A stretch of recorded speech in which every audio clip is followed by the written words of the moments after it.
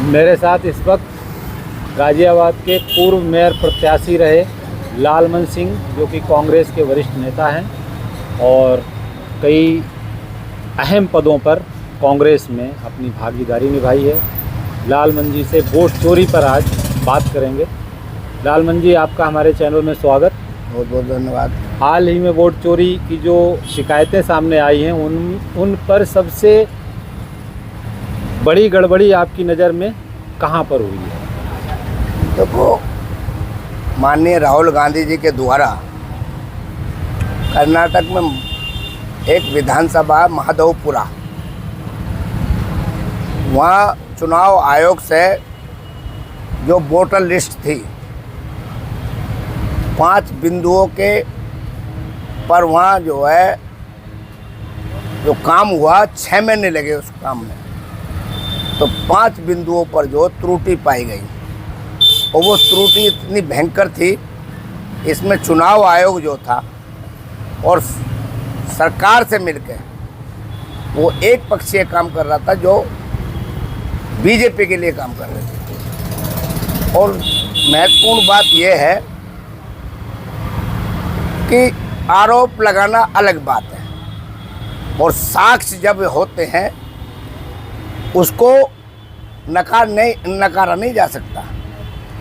5 बिंदुओं पर जो साक्ष्य मिले हैं वो बहुत ही अद्भुत मिले हैं कि व्यक्ति एक है और अदर जिलों में भी, अदर प्रदेशों में भी व्यक्ति एक, जबकि यूनिक नंबर 1 होता है एक वोटर कार्ड का। लेकिन वो गुजरात में भी, हरियाणा में भी, महाराष्ट्र में भी उन व्यक्तियों के जो है वोट बने हुए हैं। सबसे पहली बात। दूसरी बात, जब 18 साल का बच्चा होता है तो फर्स्ट वोट जो है उसकी बनती है, फॉर्म 6 बोलते हैं। उसके माध्यम से 18 साल के बच्चे का, 21 साल के बच्चे का तो है ही नहीं, उसमें भी 50-50, 60-60, 90-90 साल तक के आदमियों की वोटर लिस्ट में पहली बार बना रखी है। ये भी त्रुटि, ये त्रुटि नहीं, षड्यंत्र है। हमारी तुम्हारी वोट का चोरी का हिसाब किताब है। आप 1,02,50 एक विधानसभा पर जो है ये पाया गया। तो वास्तविक में ये सरकार चोरी से बनी हुई है और इसमें सबसे बड़ा जो रोल है वो चुनाव आयोग का है। अच्छा, क्या आपको ऐसा लगता है कि ये सिर्फ तकनीकी खामी है या फिर इसमें नहीं, तकनीकी खामी है ही नहीं, जानबूझ के किया गया कार्य है। इसे आप षड्यंत्र कह सकते हैं। षड्यंत्र नहीं, जानबूझ के किया गया ये, जिससे कि कोई आदमी इधर ध्यान ही नहीं लगाया जा सके। पहले प्रश्न उठते थे ईवीएम पर, ईवीएम की खूब बात चली। पहले ईवीएम के माध्यम से भी ये लोग षड्यंत्र करते थे, लेकिन जब ईवीएम का जो सुप्रीम कोर्ट तक और आम आदमी तक जाने लगे तो तब इन्होंने ये वोटर लिस्ट का खेल करा है। 2014 के बाद ये जो भी सत्ता में बैठ रहे हैं तो हमारी तुम्हारे 420 और षड्यंत्र के तहत जो है सत्ता में आसीन है। अच्छा, अब कांग्रेस पार्टी इस मसले को लेकर चुनाव आयोग और जनता के बीच किस तरह की कार्रवाई या पहल करने जा रही है, ये आप बताइए। पहल? अरे पहल तो हो चुकी, बिगुल तो बुझ चुका है। राहुल गांधी जी पद यात्रा कर रहे हैं और जन क्रांति जब हो जाती है फिर वो ये रुकती नहीं है।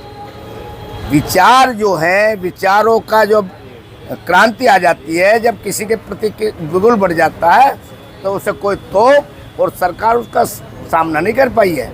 आप बिहार में जाकर देख लीजिए, जिंदे जिंदे आदमी को मृत में घेर दिया। वो आदमी जिंदा है लेकिन वोटर लिस्ट में मरा है। तो आगे का अब रणनीति क्या है? रणनीति ये जनता इलाज करेगी इनका। हम जन क्रांति पे लिख रहे हैं, घर घर जाकर ये बात चल रही है।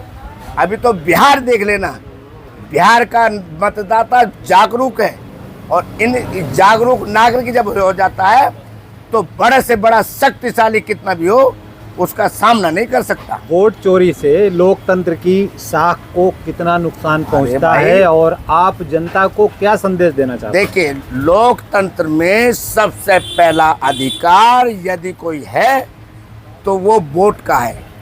एक राजा का भी वोट, अडानी अंबानी का, और एक अंतिम छोर में बैठे हुए व्यक्ति का भी वोट बरोबर होता है। और वोट का अधिकार क्या है अब आपको हम बताते हैं। जब आदमी चुनाव लड़ता है तो 4 चीज़ की आवश्यकता होती है। भारतीय नागरिक होना, दिवालिया घोषित ना होना, सजा याफ्ता ना होना और पागलपन ना होना। पहला ये होता है, यदि वोट ही नहीं है तो तुम सजा याफ्ता भी हो, दिवालिया भी हो और पागल भी हो और देश के नागरिक भी नहीं हो। जब तुम देश के नागरिक ही नहीं हो तो सारी सुविधाएं वंचित, आपको बांग्लादेशी, आपको पाकिस्तानी, आपको बाहर का बताकर रोहिंग्या बताकर जो देश से डिस्टेंशन में और घेर दिया जाएगा। तो सबसे पहला अधिकार यदि किसी को है तो वो वोट का है। वोट के द्वारा ही लोकतंत्र के द्वारा रक्षा की जाती है। और इससे बड़ी चोरी नहीं। मैं आपकी चोरी कर रहा हूँ, तुम्हारी जेब की निकाल ली, लेकिन ये तो लोकतंत्र के तमाम ही जनमानस के घर में डकैती डाली जा रही है और उस डकैती डालकर सत्ता में आसीन हुआ जा रहा है। ये इसका तो जो जनक्रांति होनी बहुत जरूरी है, आवश्यकता है। तो कुल मिला के आप जनक्रांति पर बिल्कुल पूरी तरह से, हर व्यक्ति का पहला अधिकार वोट है। बिल्कुल। और संवैधानिक ये वोट का अधिकार, कोई भी सरकार हो, कोई सी भी तानाशाह हो, लोकतंत्र को जीवित रखना है तब वोट बहुत अति आवश्यक है।